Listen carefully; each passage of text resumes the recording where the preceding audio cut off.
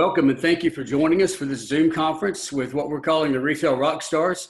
It's an opportunity for you to hear from some people that live your life, that are on the front line just like you. And we've asked them to share with you what's working, what's different, how are things going to change going forward, and how business differs in their area of the country versus where you may be. Obviously, one of the things that makes these conferences unique and so popular today is that they're interactive. And so we would like to ask you to use that chat function at the bottom of the screen. If you have questions that come up, please feel free to put them down there. I will read those as we're going through. If you have a certain person you would like to answer that question, make that obvious in the chat and I will direct it to them. If not, I'll throw it out to the whole panel. So our flow today is I'm going to introduce the panelists in just a moment, and then at the end, we'll have a face that you're very familiar with, Jeff King, come on with you and talk to you about the latest and greatest related to the coronavirus, what's going on, what legislation is being passed, what's being talked about, and how that might potentially impact you. So before I do that, let me just recap for you what the WFCA has been doing during this time. Over the last 8 weeks, obviously all of our lives have been thrown into turmoil. It's been crazy for all of us, and WFCA really stepped up at that time and began to communicate in a way that we never have before, specifically about issues related to the coronavirus, PPP loans, state guidelines, essential employment, you name it. In fact, if you go to our website, wfca.org, you will see every bit of information that we have provided over the course of these 8 weeks available to you. In fact, that's pretty much the purpose of our website right now. There's a coronavirus resource page. Click on that tab.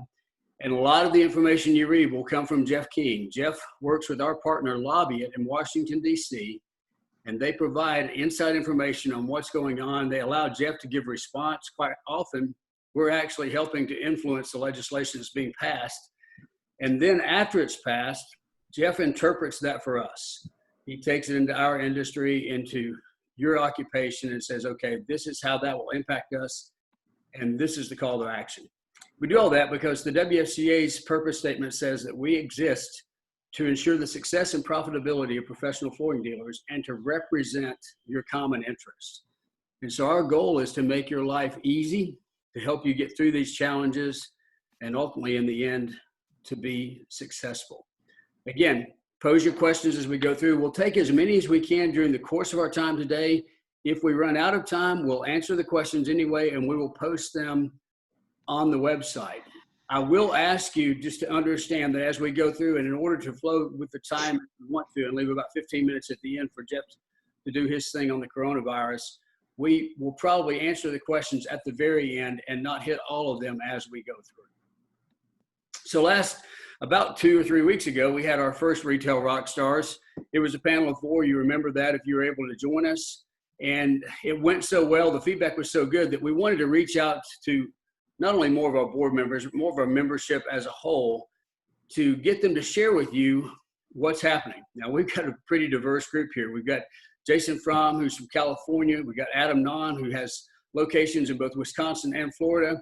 And we have Voit, and Lauren's in the greater Chicago area. So we're covering a big gamut of the country today because we want you to understand we're all feeling the pain. The depth of that pain may be different based on localities and state legislation, but we're all feeling it. And I want you to have advice that can help you hit the ground running when these restrictions are lifted from us. So let me introduce the panelists for you. Adam Nonn is the vice chair of the WFCA Board of Directors. He is the president and CEO at Nonn's Kitchen, Bath, and Flooring. And as I've said, he has multiple locations, I think 4 in Wisconsin, Adam, right? And 2 in Florida. And I'm going to ask Adam in a moment to share with you some of the differences he's seeing state to state. Jason Fromm is our immediate past chair, served as chairman of the WFCA last year, the board of directors. He is the president at Carpet Spectrum Incorporated in Manhattan Beach, California. And Lauren Voit is president at Great Western Flooring Company, second generation in Naperville, Illinois. And hopefully she will be joining us at some time on the executive committee as well. Way to put me on the spot. Guys, we thank you so much for being with us today and committing the time to this. And I want to dive right in so we can make the best use of our time. So Lauren, I'm going to start with you. What has been your marketing strategy during this time frame, and how does that change going forward? So we did something a little bit more unique. I mean, we're always a grassroots company. We do, mostly networking and social stuff, but we talked about when this first happened, we're like, well, what should we do with our marketing dollars? And we decided, instead of running any sales, doing anything gimmicky, asking people for anything right now, that we instead ran contests to be visual, to be in front of our customers, but in a way that supported our community. So we did all sorts of different contests, and every week there was a winner, and that winner decided they got to select one charity of their choice for a donation. So then Great Western Flooring made a donation to those charities, and they're all local charities. And so it was just supporting, who was around us. And so we didn't want to ask for anything from our customers. We didn't want to ask for their business. We just wanted to support the community during this time. And I think that name recognition was positive, and we continue to hear that right now, even as we're opening back up for business. Do you have any sales going on? And we're like, well, no, because we decided to invest our money in the community services that really needed the resources during this past couple months. The other thing we did, which was really fun, was probably our most successful one, was an ugly carpet contest. And we had people send in pictures of their ugly carpet, and we picked a couple of winners that got new flooring based on that. But a lot of people had a good time with that, and quite a bit of additional business came from that as we got to see how ugly some people's floors were and how badly they needed flooring. So we were able to provide them quotes to get that project completed. That's a great idea, and I'm glad I didn't know about that, because I would have embarrassed myself by sending you a picture of my ugly carpet. It's amazing to me the people that are in flooring business that have the oldest flooring, because we never have time to deal with our own. I love this. That's a great idea there, Lauren. Yeah, it is. Hey, what about you guys? Jason, Adam, are you doing anything from a marketing standpoint that's unique, different because of the situation we're in? We actually doubled down on our advertising. So one of the things we saw when COVID came out early was a lot of our competition had stopped marketing altogether and really saving their marketing dollars. We actually did the reverse of that and went and said, hey, our typical ad spend, we spend heavy in March, April, and May. Once the summer comes after Memorial Day, it's not as busy. We actually saw this and said, hey, this opens up in 90 days. What can we do? So we actually kept every single normal ad we had, but then we went back to our suppliers and said, hey, what happens in June and July? And we were able to renegotiate our exact same spend, but also get 2 additional months at the exact same cost that we had budgeted for the year. So now that we open back up officially yesterday, all of our retail locations up here in Wisconsin, and we've been letting people know that we are open for business. Our traffic has been a lot better. And from a budget standpoint, we've been advertising this whole time, whereas a lot of our competition stopped. And now that the state got reback opened up about 2 weeks ago, now you're starting to see some of our competition as well advertised. But top of mind awareness, I think, is an important thing, especially right now with COVID. It doesn't seem like as many consumers are price shopping multiple locations. And so right now our close is anywhere from 80 to 90% of people that walk in our doors or go to our online website where they want to set an appointment from a close ratio. So I think if you're the top of mind awareness, I think people just want, if it's new flooring at their house or they want new countertops or whatever it might be, they want to go with a trusted source and they want to only go to one spot, not necessarily 2 or 3 like they used to. Okay, so you brought up several key points, Adam, and guys, just full disclosure, Adam and Jason and myself are on a call once a week with a group of other retailers from across the United States, and we share these best practices. It's part of the catalyst that made me think about this. If we could share this with all of you as a whole and allow you to have a positive impact on your business. But Adam just said 2 things I think are very important. Go back to where you're doing your spend from a marketing standpoint, and don't be afraid to renegotiate. They're looking for people to invest in them right now, and this is an opportunity for you to get more for your buck than you could do previously. The other thing that really hit me, I think, on the last Rockstar call was when we found out that people aren't shopping as many places as they used to, partly because of their fear of being around too many places they're not familiar with. So they go back to the place that they trust and often aren't shopping you anywhere else. And Adam, I know you realize this because your normal close ratio is what? We're closer to 40% on average. 40, some of our top producers maybe get upwards of 50, but and some of our weaker ones a little less. But I mean, that's almost doubled. And the close ratio, we've been tracking it it's something that we haven't seen. And it's like you said, they don't want to go to multiple locations. They want to go in with someone they trust. that they know is going to take good care of them. And I think that's the important thing right now. Yeah, I love that. And Lauren, I also love the social aspect of marketing, because that won't just pay dividends right as soon as you open your door. It will pay dividends for the long term because it creates a good feeling. You know, one of the things we don't realize is when you're fearful of something, the first thing that erodes is your trust. And you don't necessarily it's not a distrust of the thing that's causing the fear. Eventually it erodes all of your trust. And so anything you can do to create a positive picture in the community about who you are really can pay off, not only now, but in the long run. Jason, what about you? What are you doing out there in sunny California where they've kept you up? Well, they've kept us locked down. This is actually the first week that we're seeing some of the restrictions being lifted in Los Angeles County where we're based. So that having been said, when we first went into lockdown, we decided to take a more focused approach as to how we market ourselves, not only from a standpoint of external advertising, but also internal. We looked at it and said, you know, we're going to cut back on our advertising budget, at least initially, till we can get a better understanding of where this is going, how long we prospectively will be closed, and start reinvesting in the company in other facets. So we started upgrading our showrooms with an understanding and then, you know, a basis that we will reopen at some point. And we want to be the go-to location from a standpoint of product, from a standpoint of appearance.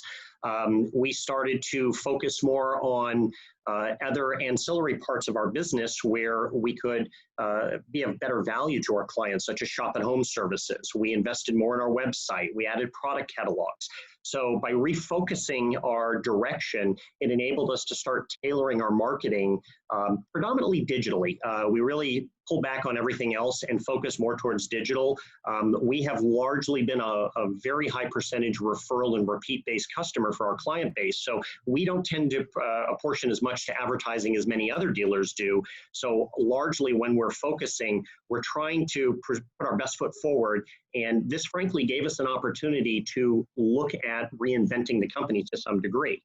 You know, we've always looked at it that challenges inspire progress, and we didn't know how long we were going to be closed. We didn't know what direction we were going to wind up in. And frankly, now that it's starting to open up a little bit, not unlike Adam, we're seeing clients starting to walk in the door. We've had a much, much higher closing ratio.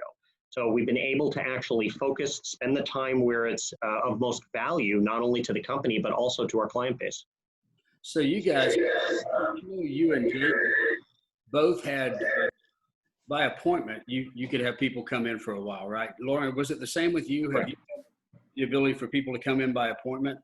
Yeah, we did the first week. This is our third week being open. And the first week we did 3 days a week with limited hours or by appointment only. And we had back-to-back appointments in both design centers, and had to open the second week 5 days to spread people out a bit. So it is amazing to see people coming out of the woodwork now.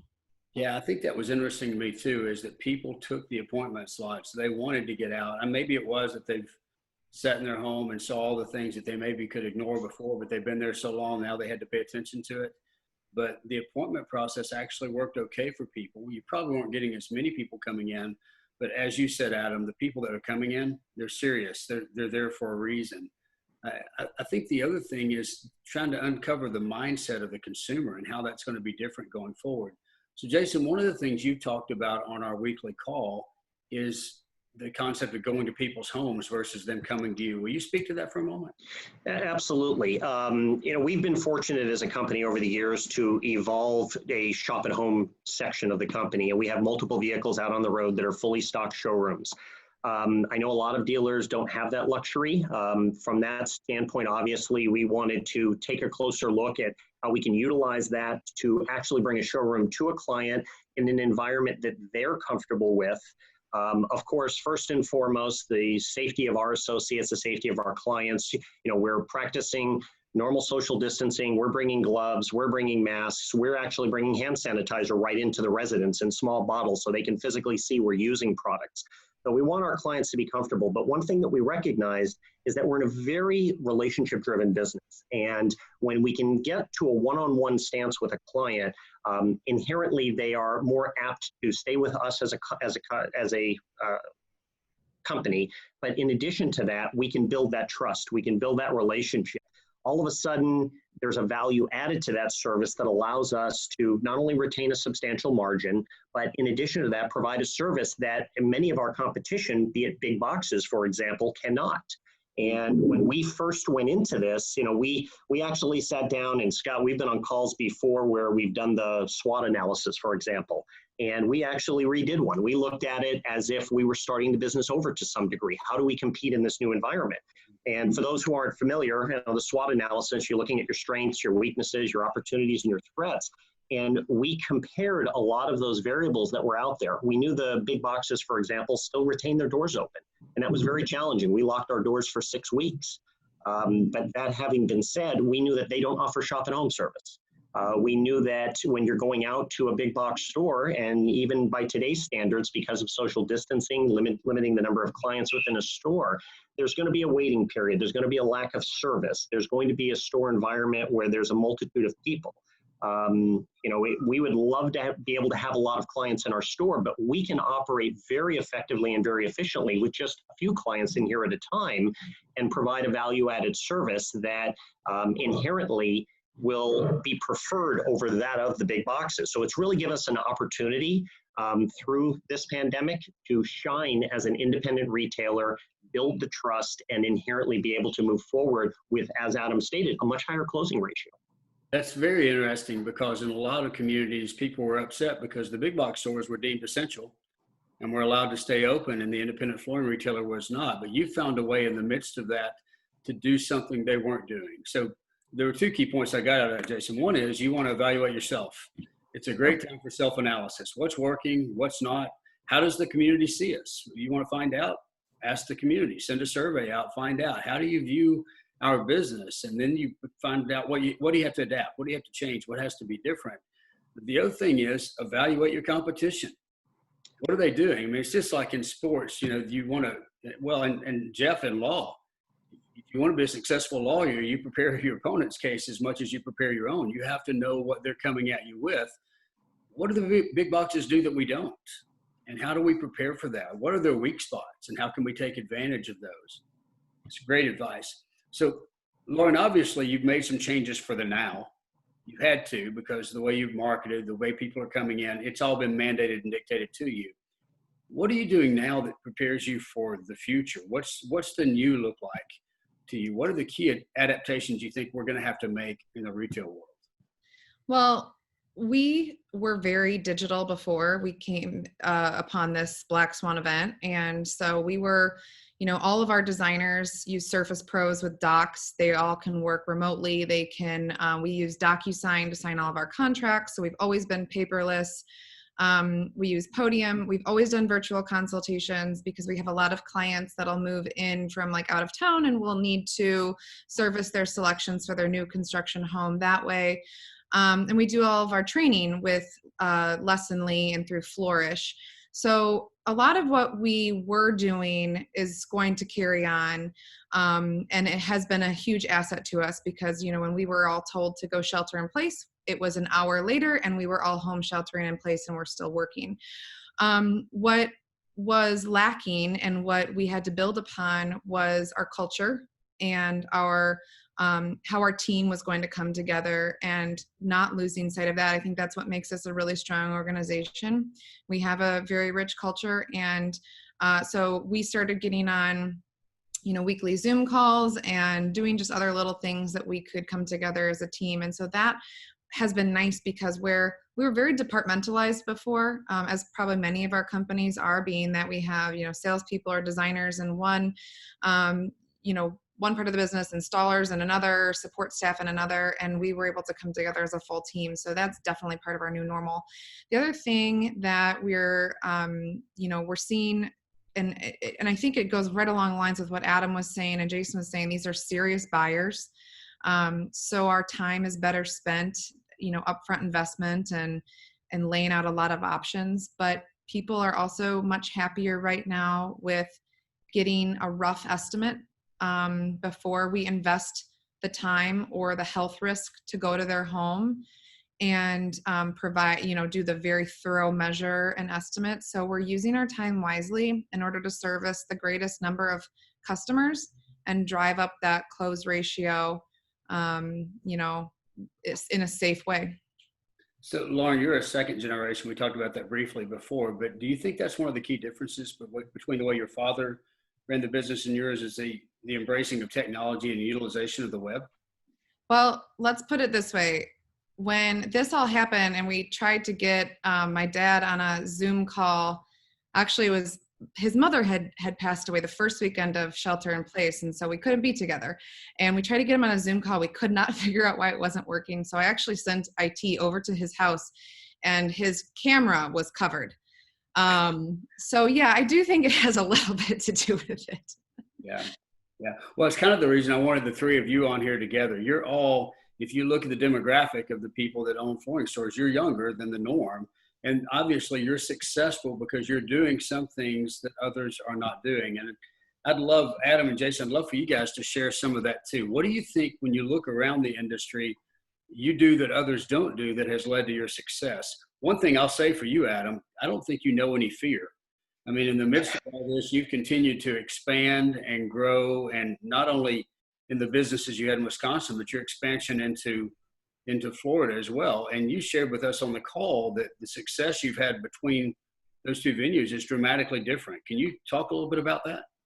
Yeah, so I mean, we started, obviously our roots are up here in southern Wisconsin, and you know, when the whole stay at home went into effect, all retail essentially was shut down. Luckily, the state of Wisconsin deemed construction essential, and so, you know, right out of the chute, you know, we've got 250 plus employees between team members between Florida, Wisconsin, and some of our other parts of our business. So, you know, it's not like it's just a snap of the finger, right? You've got a lot of different departments. You got to be smart about what you're doing.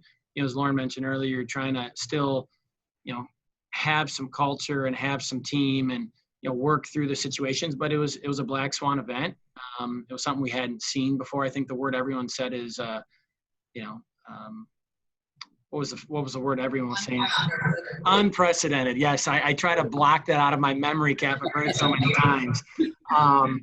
You know, and there's a lot of moving parts and pieces, so we really try to be smart. And you know, there's so much anticipation, and then the lack of productivity, right? Because everybody was reading about it, and TV was on, and yeah, I have a TV in my office. I never have it on ever, and for the first time ever, I had it on just to try to know what was going on and hear, and you know, listening to the news of what is actually going on. And there's been so many different things that have come down the line. But the big thing between the two markets, I would say, is Wisconsin is a lot more conservative state, conservative by values, and you know, we don't have the high peaks or the low valleys, right? It's more of a, you know, a hill up or a small hill down, and or, you know, a small little valley. Whereas Florida, you know, you go up, sales skyrocket up, you've got mountains, and then all of a sudden you're way in the ditch.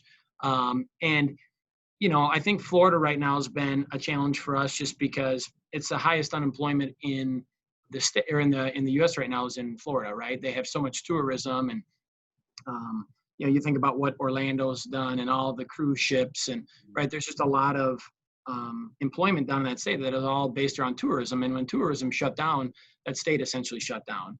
And so that's been a hard lesson to learn. You know, we're obviously working with a lot of the builders that we have down there. There's a lot of national builders down there that make decisions a lot quicker than some of these smaller guys. They've been through this before. And so there's a lot of quick things that we had to do. Whereas up here in Wisconsin, we got smart about what we were doing.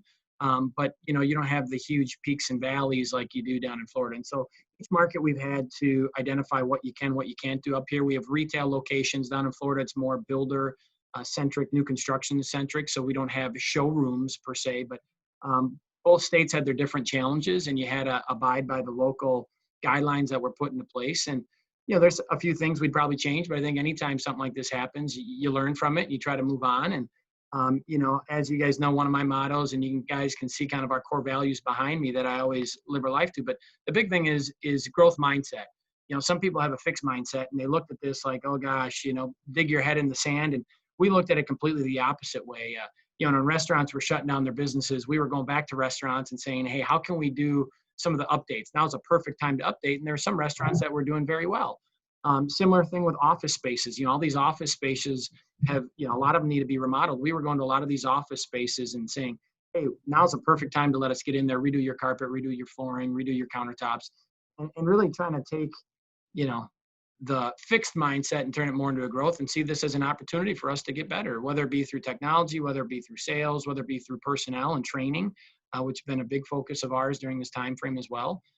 You know, and the one thing that I think that we've talked about before, Scott, is when you have 2% unemployment, which is where we're at, you know, there was a part of the population that doesn't have the greatest work ethic, or, you know, and unfortunately, I think there's a lot of companies that probably brought on some team members that weren't cut from the same cloth that we built our business on. And we've looked at this as a great time and opportunity to upgrade our talent.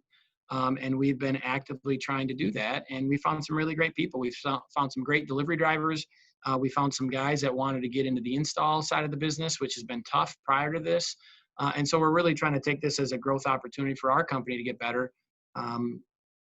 No matter what state we're in, no matter what department in, and use that as an opportunity more than anything. Fantastic.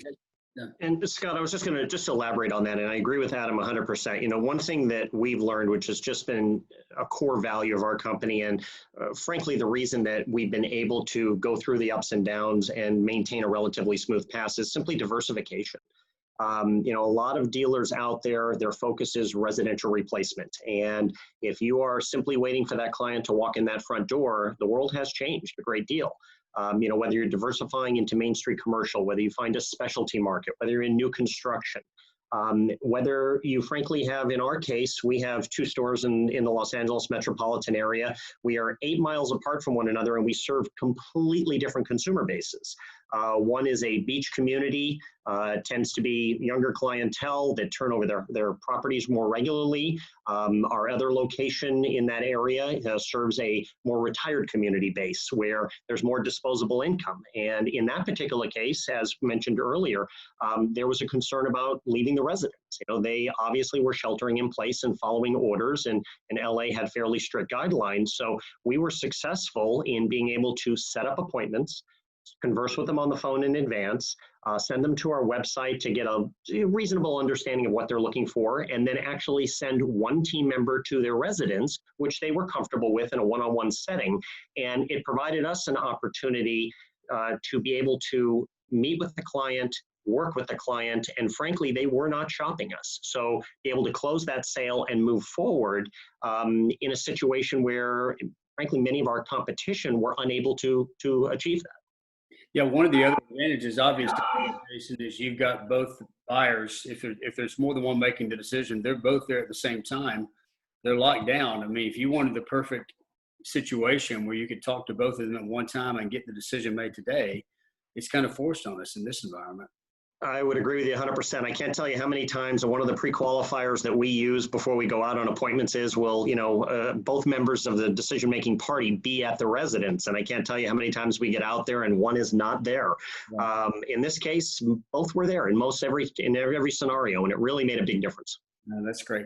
Okay, guys, I told you I'm going to throw a question at you that I think our listeners would want to hear. Before I do that, I want to read a comment from Jeff Lerner. He's put on here. It's kind of agreeing with what you guys are saying about them shopping less.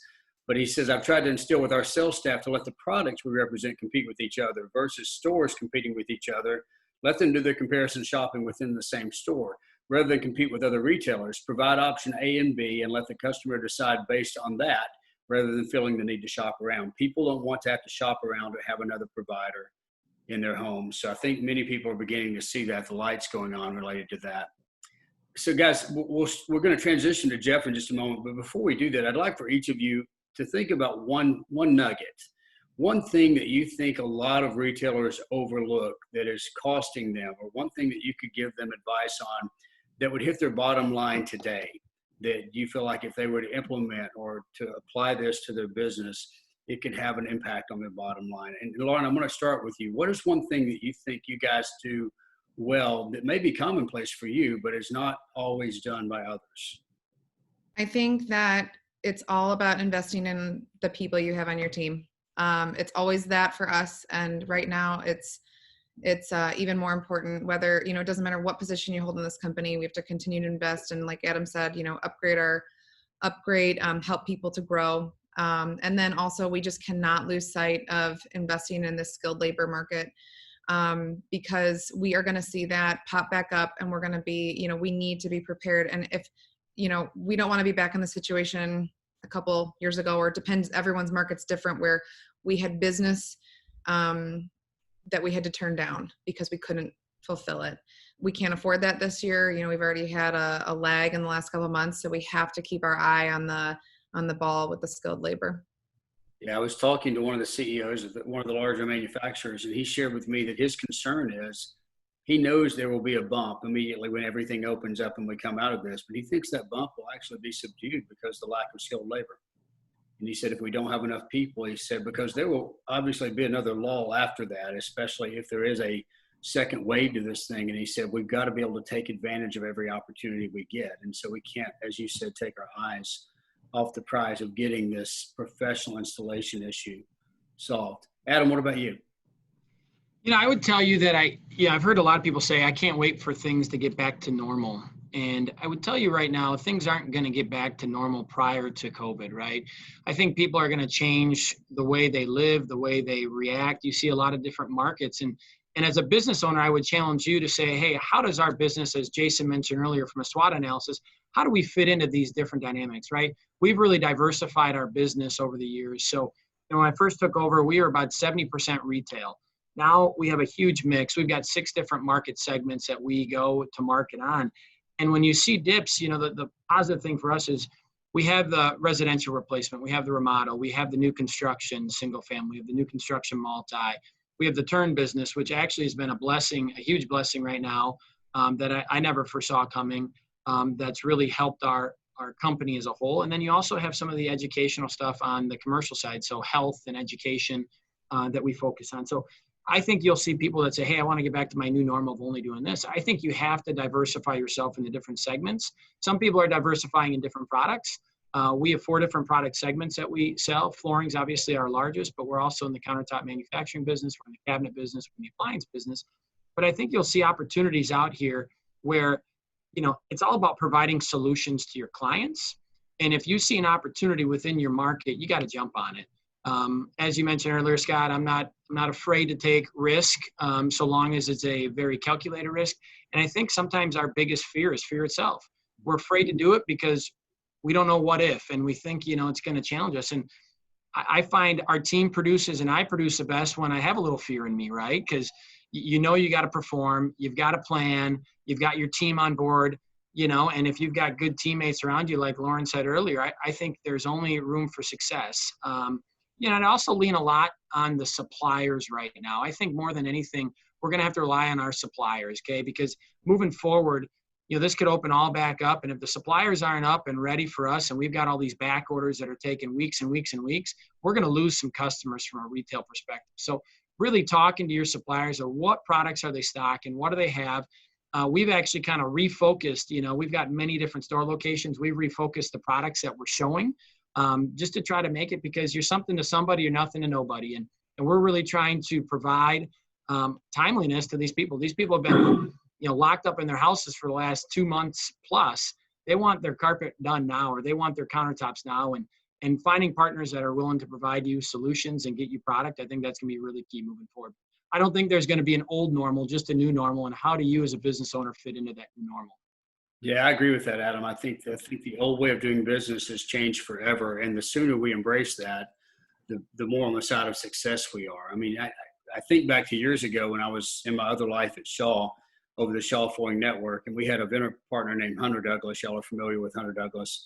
And we were talking to them because this was during the downturn of 2007, 2010, in that time frame. And I said, how are you guys dealing with it? And they said, well, we just had a conference call the other day, and our CEO said he's chosen not to take part in the recession. That was their mentality. They had amazing success compared to many because they, like you, Adam, didn't view this as a negative, but as something that allowed them to differentiate themselves from their competition. And I say this all the time and in my writings, but somebody's going to succeed in the midst of all this. Why not you? Why not you? What could you do to be different? And we've got to be willing to do that. Jason, how about you? What's the one thing you think is often overlooked that you do? Well, I've got to tell you, I don't think we've come across a better time to than now to reinvest in our companies. And that's everything from the people, as Adam mentioned, the talent, as Lauren mentioned, the education that's available out there. You know, when we locked our doors for 6 weeks, one of the first things we did was ask our associates to go back on WFCA's university. Let's start going through courses again. Let's go through for refreshers. You know, you have the time available, you'll pick up something every time you go through it. But in addition to that, we want to also invest in the process. And one thing that we've done, and we've done it incrementally, and I would say probably the best move we did as a company in the last couple of years was embracing technology. And from a standpoint, not of specifically our website, but Lauren had mentioned earlier that their company uses DocuSign. We had looked at that platform a couple of years back. We had compared it. We actually decided to go with their competitor, Adobe Sign, and everything we do internally now is available in an electronic form to our client. And it paid dividends through this because we could limit the exposure in the residence. We can send everything out electronically. You know, the major benefit right off the bat was we could read everything because everyone's handwriting was different on old contracts. You could always provide a duplicate copy. There's an audit trail to it. And it frankly, although challenging to set up at first, and there's a little bit of a time involved to get it off the ground, once it's going, it's a very nominal monthly subscription, and it really sets you apart from your competition. Not everybody has it available. It's a very professional way of being able to extend a contract to your client and be able to do business electronically. And moving forward, without question, it has saved an immense amount of time for our associates, which in theory makes them more productive. They have more time to spend with a client in the house and or more time to work on other projects when they're in our stores. Great advice. Thank you much. I'm going to transition now to Jeff, but we may come back to you guys at the end. So think about anything else you'd like to share, but that's terrific advice. So guys, you know Jeff King. Jeff has been with us from the start, probably the busiest man in the flooring industry over the last 8 weeks. And he was pretty busy prior to that, but he has been crazy busy working with our lobbying firm, Lobbyit, who has been amazing in DC, sharing information with us and allowing us to help craft and tweak what is being voted on legislation-wise. Also, and you may not realize this, but oftentimes after they vote on legislation, it's still not finalized. And they're still having backroom deals deciding how they're going to implement that. There's a lot of tweaks and changes that are coming. Jeff's been on top of all that. He is part of J. King & Associates, obviously his business, and he is focused on the WFCA, where he has been for over 20 years. He's been the legal counsel for the WFCA and done an amazing job. Jeff, I'm going to turn it over to you and let you go through your PowerPoint and then any questions that might come up for you and potentially for our rock stars as well. Thanks, Scott. First, I want to not only thank you, but I want to thank Lauren for making me feel so old. When I started doing this, I had to take the, and I will show you, I'm not lying, the little black tape off of my Zoom camera. Just like your grandpa. Why don't we put up the PowerPoint? We'll go through that quickly so we can get to questions if any folks have any.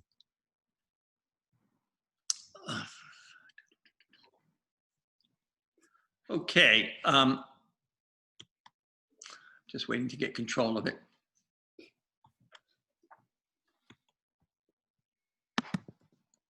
There you go.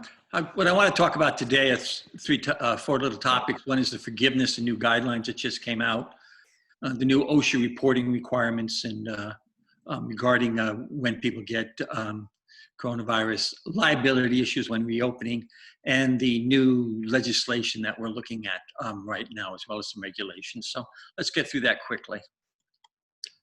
Oops. The new guidelines came out about a week and a half ago. They made some changes that we did not have before. The 8-week period now, as we all, the original guide said you had to start the day you got your loan, first disbursement of your loan.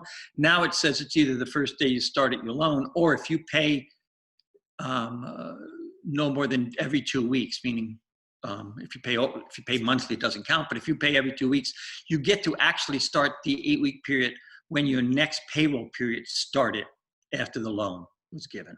So that'll extend it and give you some flexibility in when you want to do the loan.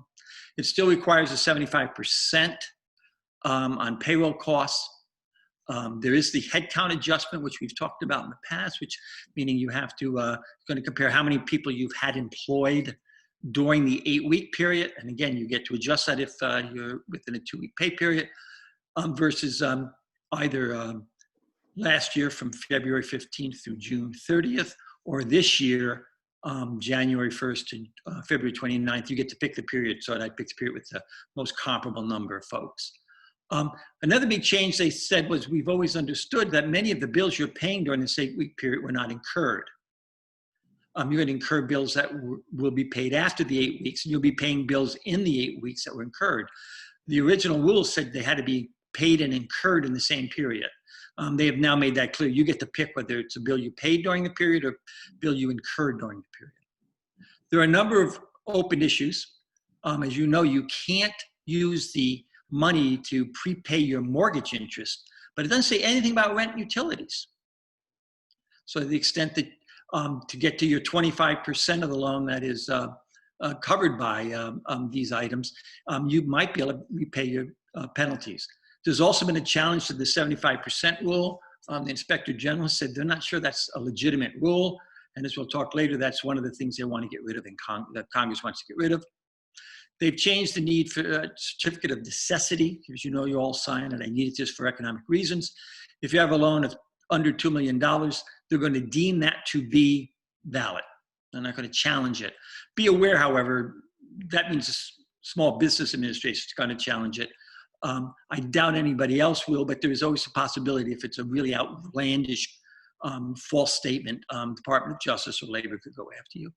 There's a tax deduction issue that is being discussed now in Congress, and it's a real troublesome one.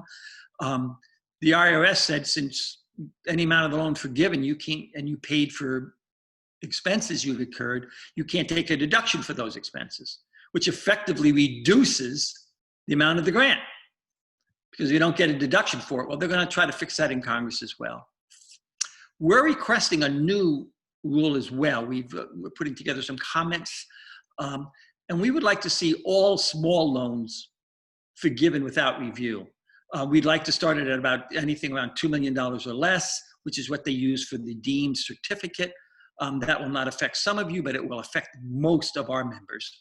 And we'd be willing to go below that in some weeks, because I think most of our members don't get a full $2 million anyway. We're pushing that. We thought of pushing it at Congress. The problem is we want the other things that we'll talk about even more so, expanded periods, 75% rule. So we're looking at to see if we can get that through the SBA. They're going to be the ones who have to audit this. They're going to be the ones who are going to have to go through every forgiveness request. We think there may be an opportunity to argue to them, why don't you make it easy on yourselves? If this is a small loan, obviously they needed it. Whatever they spend it on, who cares? Just give them as a grant, a straight grant. The forms. They're quite confusing. You're supposed to submit them 60 days after you get the form. And I think the bank's supposed to send it to you. But if you've gone through I don't know how many of you started to read through these rules and the form itself, but they're about as confusing. I get questions all the time already on them. My recommendation is go to, near the end of it, there's a thing called Schedule A, and there's 2 tables. Fill out table 1 and 2. And that basically is who your employees are, how much you paid them, how much you paid them in the prior period, how many you had in now, and how many you had in the prior period. Put all of that together, because that is going to then fill out Schedule A. And Schedule A is what fills out the actual application. This is one of those truly, and they put it in the regulations backwards. They start with the application, then they take you to Schedule 1A, which then they take you to schedule tables 1 and 2. So it's almost built backwards for you to fill it out. I'm going to tell everybody start that way. There's some open issues. Owner Employees, they list them. We've always known self-employed, those who are basically an LLC, who are self-employed, who take it as elect to be taxed as a subchapter S. Those folks, we always know they're going to be separately done with it. They're not going to get the same amount of deductions. But they also say owner employees, which means that if you're a subchapter S, you're an owner employee. You list yourself as an employee, and then you take the rest of any income you have or profit you have as a dividend at the end of the year or whenever you do through a pass-through system. But it's not wages. Well, they separate that out. The question is, go to table 2. You'll see there, you fill that out. The problem being is that you get your FICA, your state, not your FICA, your state paid unemployment stuff deducted, because they don't have that down there. I think go to table 2, you'll figure that out. Go to cap line 4. It'll allow you to put in the FICA stuff and you'll be able to cap it. I'm happy to answer these questions, but until you start to read that form, you're not going to understand how confusing it is. And we're going to have to give more and more information on this, but I want you to start looking at it now because it gets worse and worse. You're going to need documents to be submitted. What they've said, you have to submit bank accounts and third-party payroll services that show what you paid your employees and yourselves.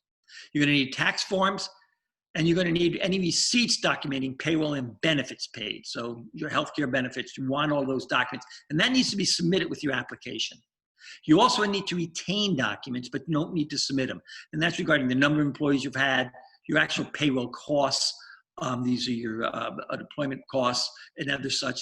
Any efforts to rehire someone, as you now know, they've allowed you, when you're comparing how many employees you had during the 8-week period to what you had prior, if you've offered somebody a job in writing and they've turned it down and you've documented that turn down, they don't count against that number. It's not going to reduce the amount of loan forgiveness. It's a very important aspect, but you need to retain those documents. And just proof of all the bills you paid. They don't require you to submit anything on your mortgage interest, your loan interest, your rents, utilities, but you better have the documents if they want to go look at them. There are new OSHA reporting requirements, okay? And these are ever changing. And whether it's reporting requirements or the safety, just yesterday came out new safety regulations and proposals from OSHA on construction work. They're not particularly different from anything we've given to you before. Most of them were anticipated by us when we put together those checklists for you all. We're going to go back through them to check to see if there's anything we want to add. But they change. I've seen them change almost every day. One thing they did is recording job. You have to keep records if you're 10 employees or more on job infections. And what they've said is you need to investigate whether somebody caught coronavirus at your job or somewhere else. And they said it's likely on the job, absent an alternative explanation, if there are several places between workers that work closely together. There's an assumption that it's there unless you have an alternative explanation. If they spent time with a customer who ended up with the symptoms of having the virus, then they're going to assume again that they got it at your job and you need to put that in your records. Or if they're required to regularly go out in the public, particularly in areas that have high coronavirus infection areas. So those are going to be. However, if it's an isolated case, they're not going to assume that it's work related, and it's not going to go into either your workers' comp or your OSHA requirement stuff. However, don't just assume because somebody you only have one case in your firm that means you're done. You don't have to ever keep a record of that. The reality is you still have to investigate to make sure. What if this person has been home isolated the entire 8 weeks? He comes back to your work, it's the only place he's gone, and all of a sudden he has the coronavirus, 14 days after coming back. There's an issue there that you need to look at. Or there's an assumption you didn't give it to them at work if they have family or non-work associates that have come down with the virus. Remember, you only have to report to OSHA if there's a death or hospitalization, but you must keep records of the illness. So make sure you do that. Those are brand new regulations, and OSHA just said they're going back and starting to enforce these again. They kind of held off for the past 2 months in doing that. Issues when reopening. As of, I think last Friday, there are over 1,300 cases filed to date against employers for bringing people back and them getting sick, and customers.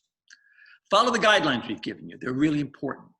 Have a written plan. So whether it's that checklist, whatever you do, have it in writing. Some states require it. If you're in New York, you must have a written COVID-19 plan. We're looking at some legislative fixes, the federal proposal. We're not sure where that's going. There's been a lot of resistance to it. Some states have already passed laws saying that if you follow reasonable precautions as laid out by the CDC and OSHA, then the assumption is you're not liable for anybody who gets sick who's in your facilities, whether a worker or a customer.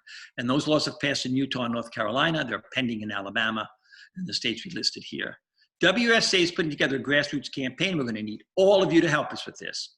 We're trying to determine whether we want to propose it at the state level and push it at that level, whether we want to push it at the state level or do both.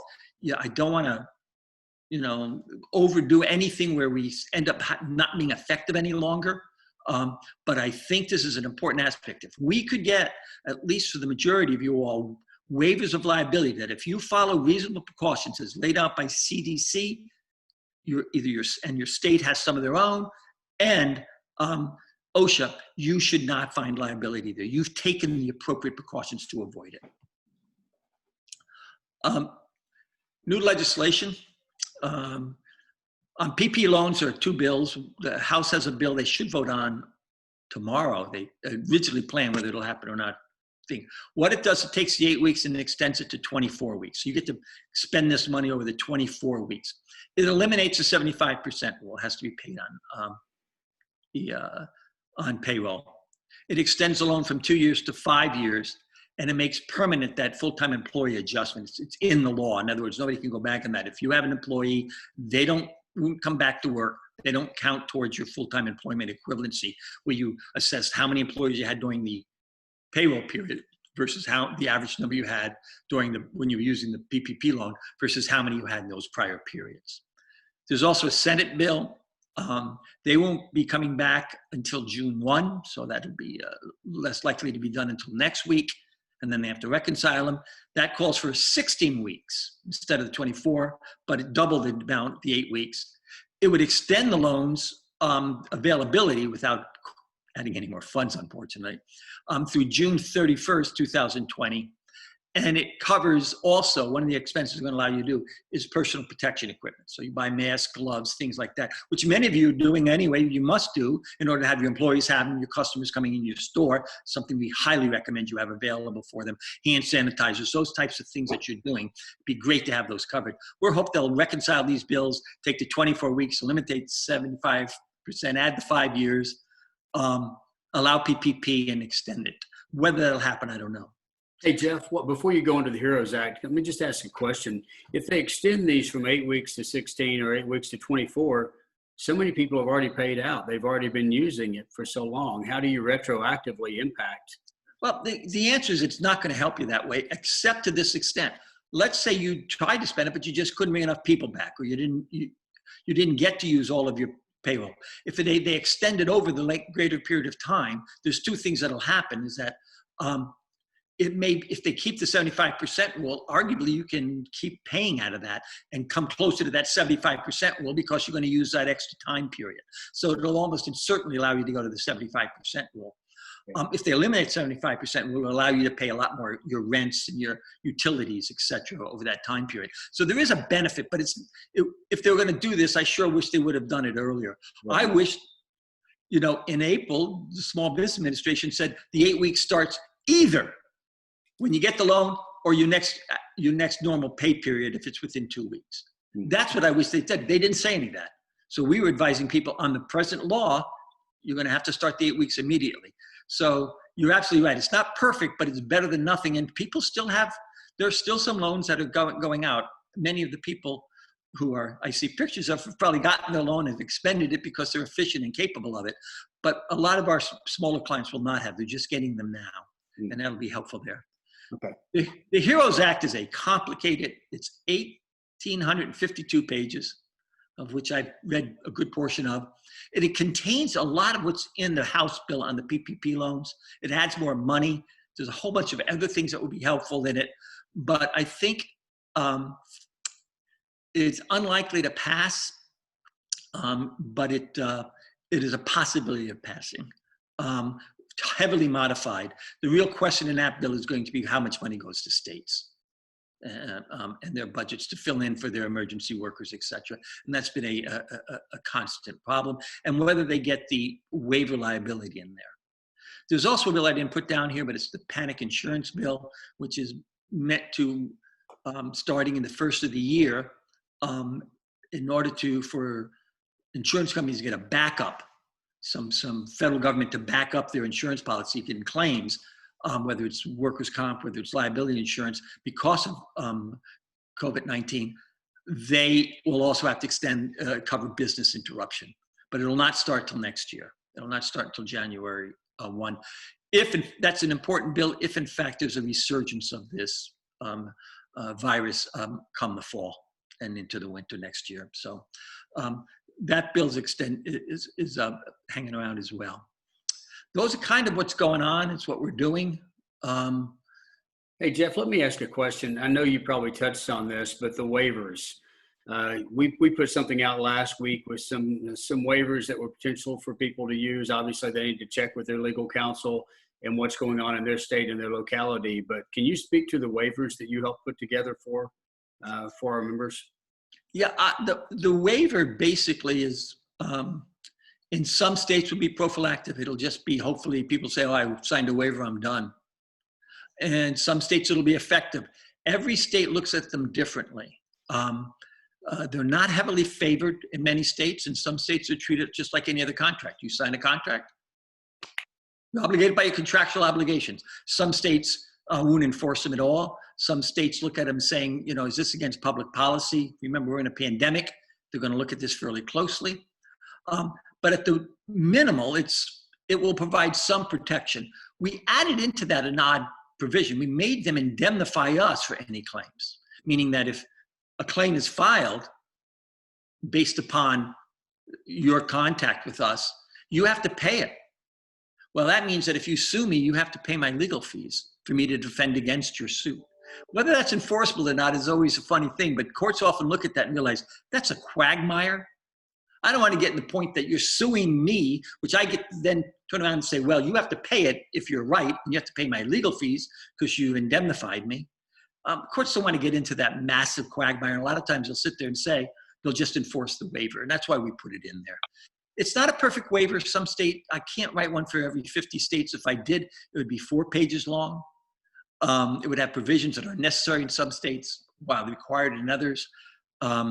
You'll notice one thing I did not include in that is normally you would try to make it a little more gentle by saying, we're taking all these precautions, but we still cannot control it. The problem is in some states, if you say you're taking these precautions, that automatically invalidates the waiver. Yeah. So I didn't put it in. You can add that in, but I wanted to make a single page waiver that you could have in your facility, whether it's your employer or your customer.